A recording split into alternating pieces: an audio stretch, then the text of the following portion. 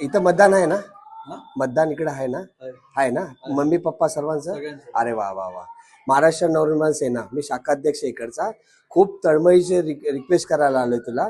काय माहितीये का, महाराष्ट्र नवनिर्माण सेना मराठी माणसासाठी धावून येऊन काम करते, उतरते रस्त्यावरती. काय कोणावरती अन्याय झाला, काय झाला, शेवटी काय होतं? शेवटी मतदान होत नाही. काय रिझन आहे? ना आमदार आहे, ना खासदार आहे, ना काय आमचा काय नाही. मग आपल्या मराठी माणसासाठी लढणारा कोणतरी पाहिजे की नाही? काही लोक येतात, शुल्लक पैसे देतात, आपल्याला विकत घेतात आणि आपण मतदानच करत नाही.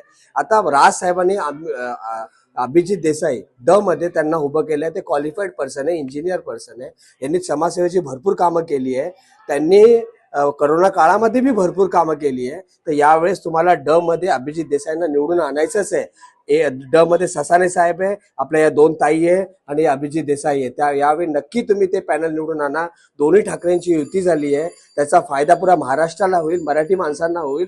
असं सगळ्यांना सांग, मम्मीला सांग, पप्पाला सांग. नाही, यावेळेस मनसेला मत द्या, मनसेलाच मत द्या, कारण मनसेला मतदानच होत नाही. समजलं ना तुला? नक्की करशील ना मतदान? हो, हो. कोणी आमिष दिलं घ्या, ते आमिष द्या, काय घ्यायचं घ्या, पण मनसेच्या अभिजित देसाईंना मतदान करायचंच आहे तुला. ठीक आहे? बघ, मी आता तळमळीने तुम्हाला तुमच्या लोकांना सांगायला आलं, तसं तुम्ही हे करा. ठीक आहे? ओके, धन्यवाद.